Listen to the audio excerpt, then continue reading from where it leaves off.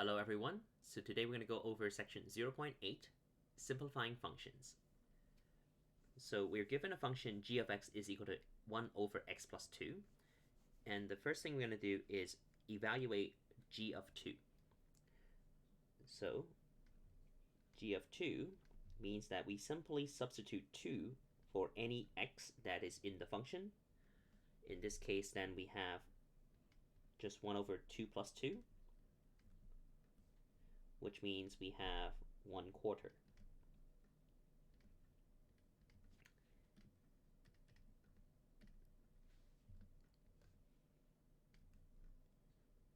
Oops, sorry about that. There we go. Okay, so let's move on to example B. We are to determine what is g of x plus 4. Very similar to the previous example, we're just going to replace any instance of x with x plus 4.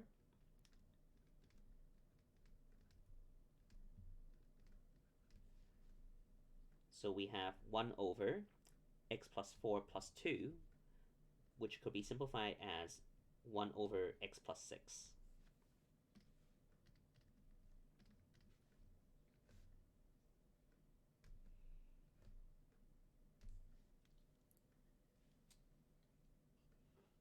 And of course, we can introduce other variables as well.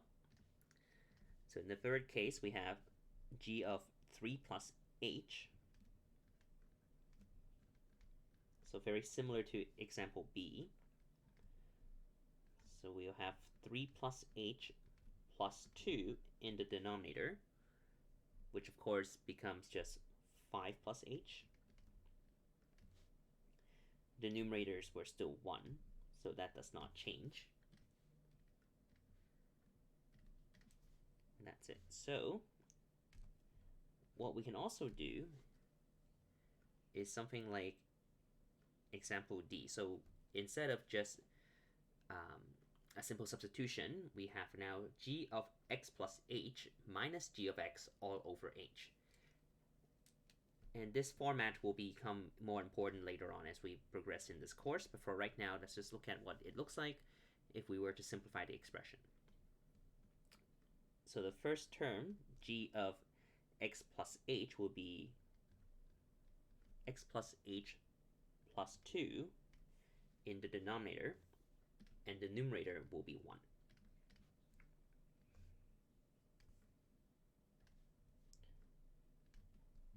And g of x, of course, is just going to be 1 over x plus 2, so that is the same as before.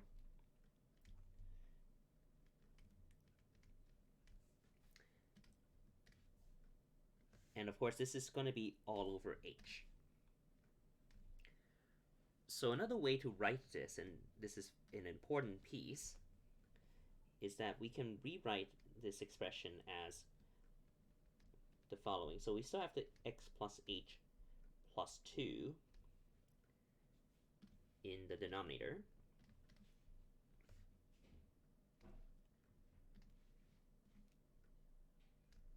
But instead of dividing by h, we can simply write this as multiplied by 1 over h.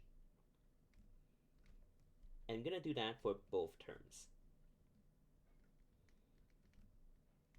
in the numerator.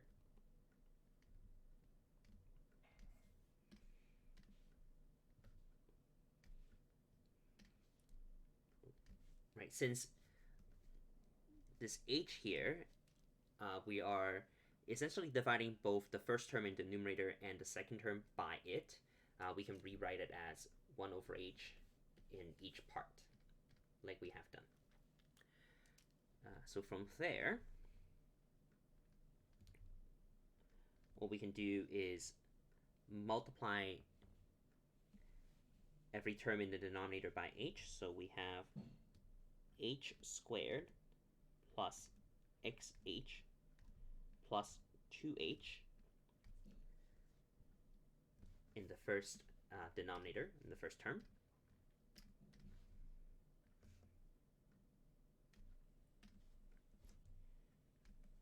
And in the second part, we simply have xh plus 2h.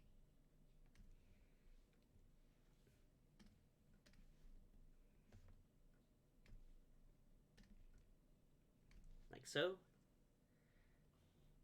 Now we're going to try to subtract these by using a common denominator. So the first term can be rewritten as xh plus 2h, and then minus h squared plus xh plus 2h. And of course, this is going to be all over the common denominator, so when we multiply both parts together, which looks something like this. So we're going to have h squared plus xh plus 2h, and then here xh plus 2h. Now, what is interesting is that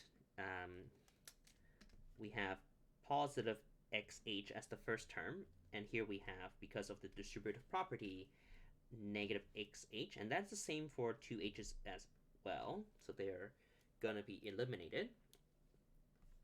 And what else we can do? Well, the second thing we can do here is notice that there's a greatest common factor of h here and also in the second term, so we can factor both of those by h. So here's what we have. In the numerator, it will simply be left with negative h squared. And in the denominator, if we factor out h from the first part and the second part, we can then multiply them together and get h squared. And what is going to be left over is going to be h plus x plus 2. And then here we have, of course, x plus 2 once the h factor has been factored out. And then in the numerator, we simply have negative h squared because the other two terms have been eliminated. And notice that here we have h squared in both the numerator and denominator, so they will also be eliminated. And at the end, the expression simplifies to just the following, and that is 1 over h plus x plus 2 multiplied by x plus 2. Oh, sorry, this is negative 1. And that's it. So that's how we can simplify the expression. Let's move on to a few other examples. So we have here a water tank in the shape of an isosceles triangular prism. The diagram is given to us. Let x be the depth of the water in centimeters. Write an expression for the volume V as a function of x. So it's going to go ahead and draw in some parts here that are important. We know that the depth of water is x, and when we fill the water, it's going to be kind of like this picture here, like so. So the important things to note are that this depth of water is x. We have this base of the triangle, which is going to call the side B.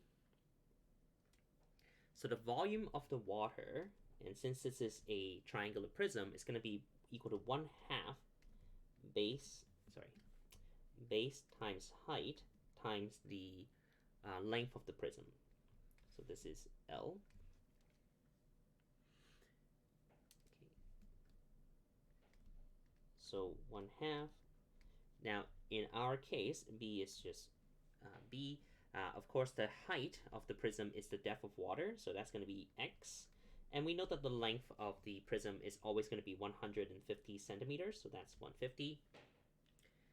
So the volume then is going to be equal to 75 B times x.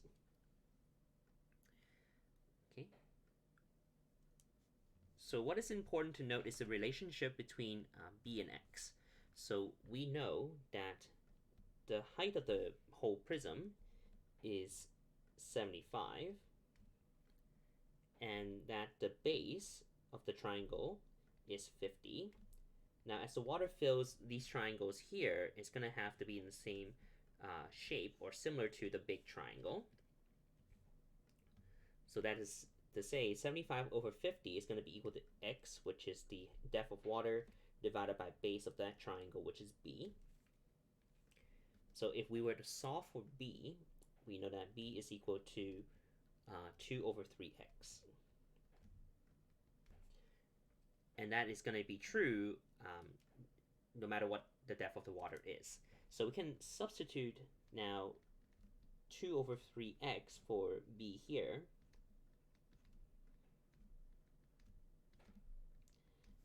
And then the expression simplifies to being just, well, 75 divided by 3 is 25. 25 times 2 is 50. And then we have x times x, which is x squared. So that's going to be the volume. It's going to be 50x squared centimeters cubed. Okay, one more. A squared is inscribed in a semicircle. Write r as a function of x. Okay, if it is linear, state the rate of change. All right, so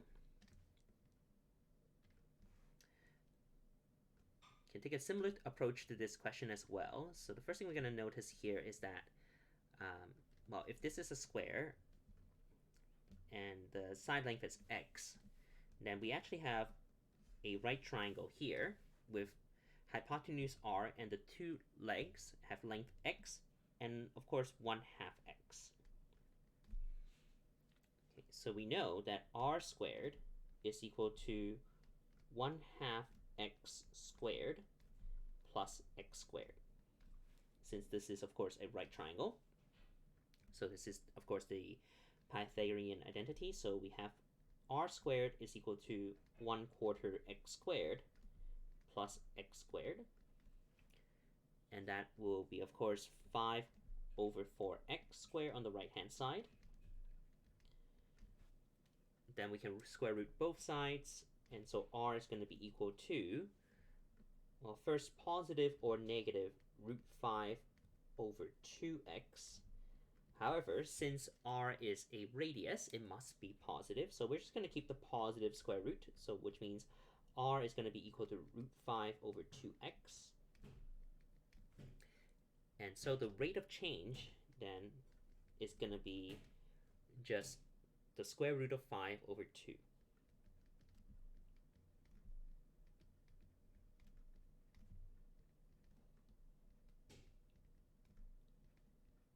And that's it.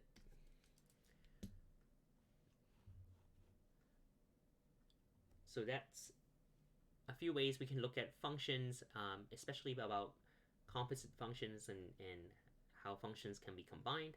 And that's it for today. Once again, thank you for listening.